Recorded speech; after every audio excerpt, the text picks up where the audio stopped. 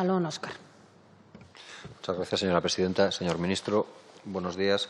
En primer lugar, sumarnos a las condolencias por los y las fallecidas por motivo del COVID-19 y, desde luego, mostrar el respeto a la gente, a los y las trabajadoras que están dejándose la piel para que esto sea lo menos lesivo posible. Usted empezaba la comparecencia o comenzaba la comparecencia de la semana anterior, la de hace 6 días, como bien ha recordado, dando cifras como ha hecho en esta. Nos hablaba entonces de 6.092 personas en las UCIs y de 10.003 fallecidos. Hoy nos ha dicho que son más de 7.000 las personas en las UCIs y más de 14.555 los fallecidos o fallecidas.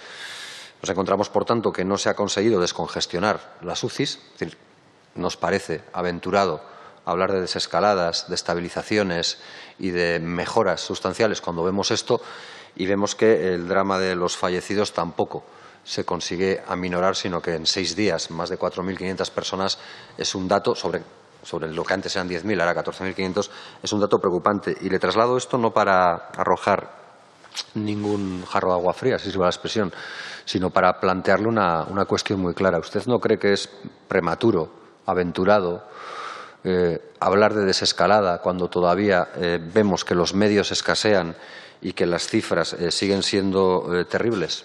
Digo esto no por lo que ha dicho usted hoy aquí, porque apenas se ha referido a ello, sino por lo que venimos escuchando en los medios, probablemente empujados por determinadas presiones desde el ámbito económico que creen que reactivar la economía ahora es tan o más importante que frenar el contagio y preservar al mayor número posible de personas de dicho contagio.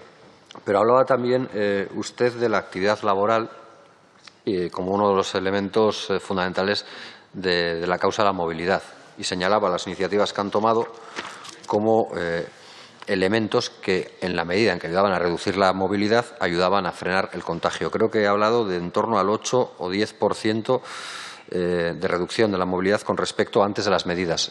Yo no sé, es una pregunta, si cuando hablaba de estas medidas se refería a la medida que determinaba que solo fueran a trabajar aquellos trabajadores y trabajadoras de los sectores esenciales o se refería a alguna otra medida.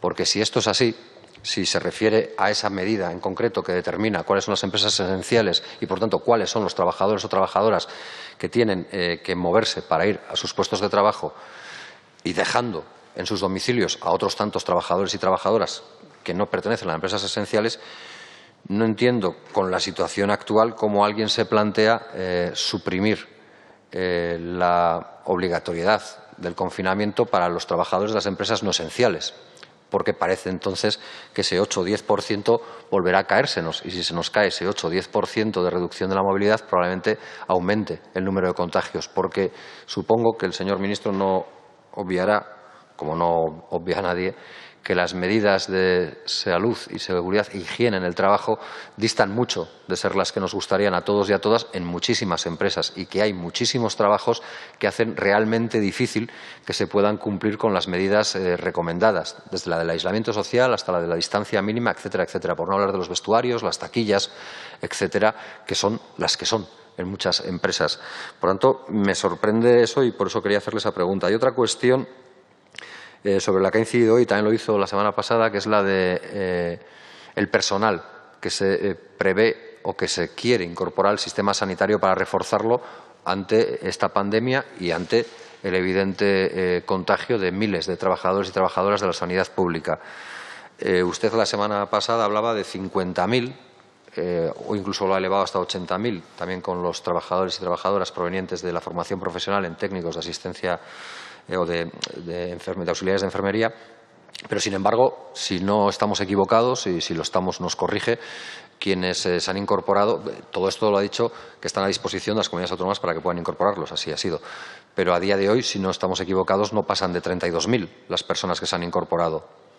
¿Ustedes tienen algún diagnóstico, algún balance de por qué no se ha conseguido incorporar a más gente? Porque parece evidente que hay personal formado para poder incorporarse, que hay más de esos 32.000 en el Estado español dispuestos o por lo menos en capacidad para incorporarse. Puede ser que quizás no gocen de las garantías sanitarias en el ejercicio de su trabajo, uno de los elementos que retraen a estas personas para poder dar ese paso. Puede ser quizás que las condiciones salariales, como alguien ha planteado ya, no son todo lo justas que debieran ser, por ejemplo, para los médicos residentes que haciendo un trabajo de adjuntos se ven cobrando los 950 euros que cobraban durante su residencia OMIR. Yo creo que ahí puede haber un cuello de botella, ahora que la expresión está tan en boga, para que eso pueda suceder como está sucediendo. Y con respecto a lo que usted ha trasladado, solo una última cuestión que tiene que ver con la primera que le he planteado. Hablaba usted de desescalada. ¿Cómo trasladamos esa expresión de la desescalada, que entiendo que ha de ser gradual y lo comparto, y que ha de ser progresiva y lo comparto, con una realidad, por ejemplo, la de hoy en la Comunidad Autónoma Vasca, que determina que son 49 los nuevos fallecidos y que ha aumentado el número de positivos por contagios? ¿Qué puede pensar un ciudadano o ciudadana que, de mala manera, entiendo, como todos y todas, está llevando como puede el confinamiento, si lo que espera es un escenario donde las certezas no existen y, por tanto, el riesgo de contagio es mayor y volver a otro confinamiento? ¿No cree usted que, en la medida en que nos hemos acostumbrado, mal que bien, a este confinamiento, ponerle fin de manera apresurada por los rigores del mercado, no puede suponer volver a otro nuevo confinamiento que desespere todavía más a la población? Porque creo que ese es un riesgo certero, por desgracia certero, y que tendríamos que intentar evitar. Y con respecto a la comparecencia en sí, y una vez hechas las preguntas sobre lo que usted ha planteado, yo decirle que como mañana va a haber consejo, mañana va a haber pleno y vamos a tener oportunidad de discutir sobre aspectos muy concretos, voy a intentar ceñirme solo a 3 cuestiones. Algunas ya las referí la semana anterior y voy a percutir sobre ellas porque no he encontrado las acciones en estos 6 días que han transcurrido que esperábamos que empezaran a detallarse. La semana pasada le planteé algunos casos concretos sobre irregularidades que se daban en las empresas, en las esenciales y en las no esenciales, sin quitar trabajo a los sindicatos, porque seguramente esto solo es un botón de muestra de lo que tienen los sindicatos. Yo sí que le traigo un listado con diferentes irregularidades que se dan, algunas en residencias, algunas en centros hospitalarios, algunas en el sector servicios, comercios, alimentación, etcétera. Esto lo que demuestra es que falta inspección y que, por tanto, todas estas medidas, que son bien intencionadas, que nosotros no las ponemos en cuestión, no están siendo aplicadas como debieran porque no hay voluntariedad, parece, que por parte de algunas empresas en llevarlo a efecto. La otra cuestión tiene que ver con las medidas sanitarias. Veo que se me acaba el tiempo y voy a terminar muy rápidamente. Y tienen que ver con una cierta homogeneidad de criterio. No se puede, por ejemplo, en hospitales, y ya no hablo de hospitales de Euskal Herria, hablo de hospitales de la Comunidad de Madrid, porque además me ha llegado la información que se mantengan EPIs diferentes para cada día sin saber si un epidemiólogo considera válidas todos los EPIs que cada día y de manera diferente les hacen poner. A veces son batas, a veces son mantas, a veces son equipajes que no parecen impermeables, otras veces sí lo son, otras veces son buzo.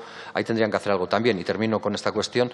Me gustaría que, en la medida de lo posible, pudieran acompasar las declaraciones de lo que se va a hacer con el tiempo en el que realmente se hace. Lo digo porque, por ejemplo, en el IFEMA, para ser más exacto, y así es, o de ahí es donde me llega la información, se anuncian cosas que tardan días en verse y eso genera frustración en el personal sanitario y genera más frustración en los pacientes. Por ejemplo, cuando se habla de las radiografías o cuando se habla de la puesta en instalación de las UBIs, que fueron anunciadas con días de antelación a que pudieran ser efectivas. Yo creo que ahí, y lo digo con respeto, tendrían que tener un poco más de cuidado en acompasar los tiempos porque esos días generan frustración, si no angustia, en quienes los necesitan realmente. Muchas gracias, señor portavoz. Tiene la palabra a continuación por el Grupo Parlamentario